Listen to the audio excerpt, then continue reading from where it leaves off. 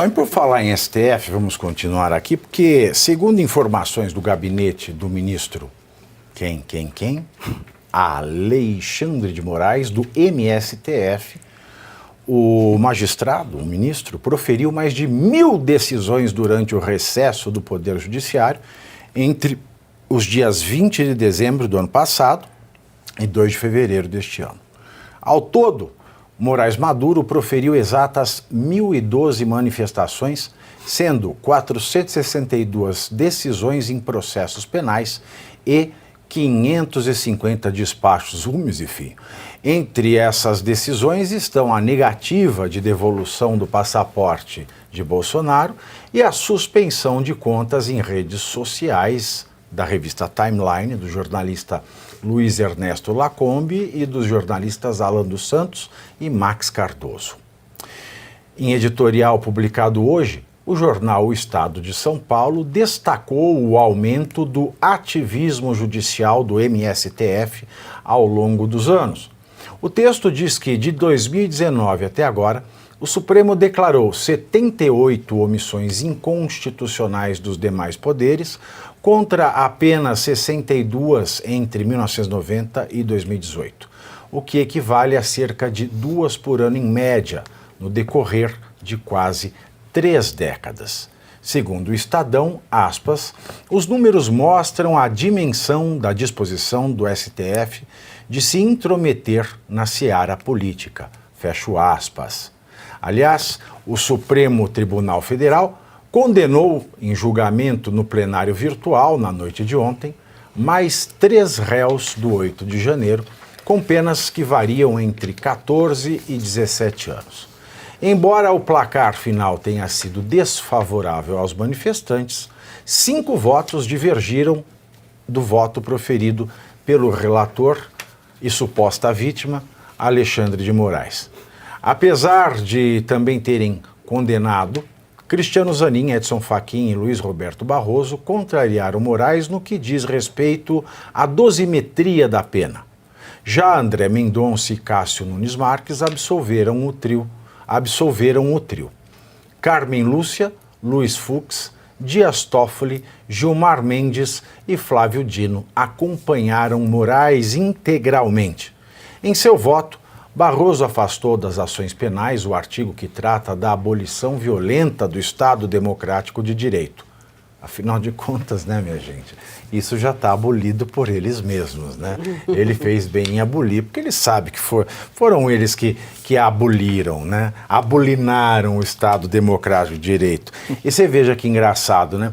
Para mim, um dos crimes mais horrendos que podem existir é o estupro de criança, estupro de vulnerável.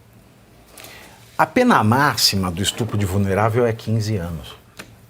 Se você pensar que nesse país, você ser condenado por estar numa multidão sem prova individualizada ou por ter escrito com um batom numa estátua há 17 anos e saber que um estuprador de criança pega 15 e quando pega, é muito revoltante, né? É muito revoltante. A gente tem visto aí esse tratamento que eles estão dando aos manifestantes do 8 de janeiro, né? É revoltante, até por esse exemplo que você deu aí da questão da pena. E então temos aí uma luz no fim do túnel para solucionar essa questão. O legislativo, que é quem tinha que dar um basta nessa situação, tanto fazendo o STF se conter, né?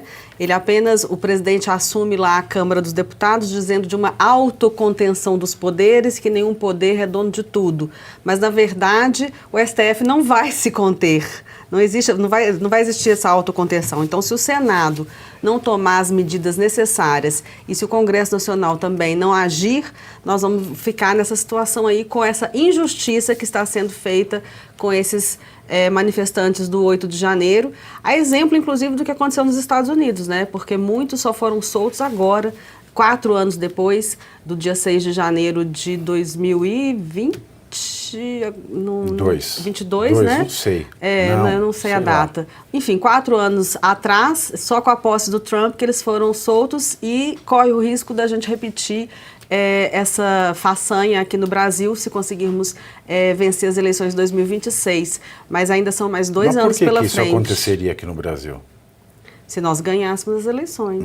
Isso aconteceria como? Com perdão?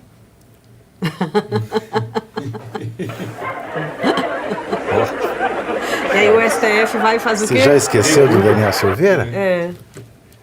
Exatamente. Opa, Vivi, quando eu vi essa notícia, 5 ministros divergiram de Alexandre de Moraes, falei, opa, as coisas estão mudando. Aí você vai olhar com lupa, não é bem assim.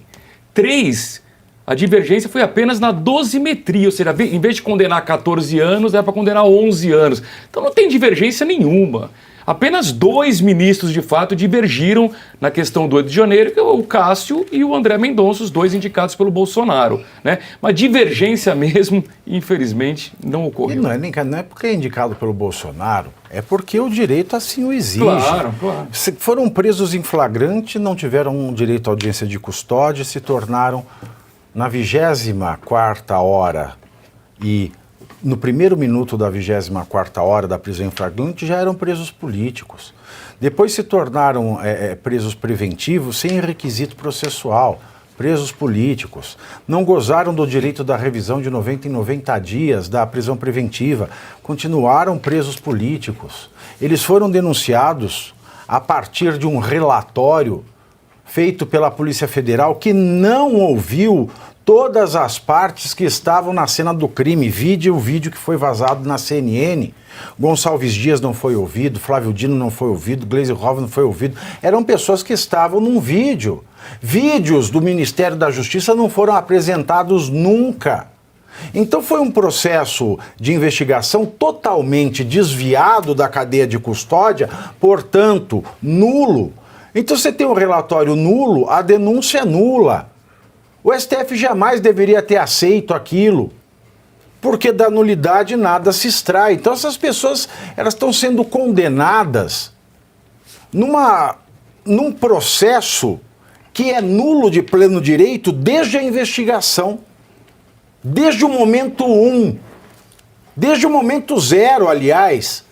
Porque não existe no Código Penal a figura do crime multitudinário de maneira a aumentar a pena das pessoas ou reduzir as garantias penais, muito pelo contrário. Quando alguém comete um crime multidão, ela precisa sim ter a conduta individuada, mas a multidão faz a pena dela diminuir. A gente está tendo condenado a revelia de todo direito. Aí tem gente que fala, mas são crimes antidemocráticos. Aí eu pergunto, o estupro é democrático? Mas nem o estupro coletivo, porque para a vítima sempre não vai haver democracia. Não há homicídio democrático, não há estelionato democrático. Muito embora no Brasil hoje pareça que a corrupção seja. Mas não tem crime democrático, todo crime é antidemocrático. Então vem essa cantilena, enquanto a gente está vendo corruptos sendo perdoados, absolvidos, e daqui a pouco até indenizados por questões processuais que são relevantes no Estado de Direito, a gente está vendo pobres coitados perdendo a vida toda, mentalmente, financeiramente, de todo jeito. Destroçados porque o direito não lhes é aplicado. Aí você vai falar, mas é uma exceção. Ou é Estado de Direito ou é Estado de exceção. Não dá para ser as duas coisas ao mesmo tempo.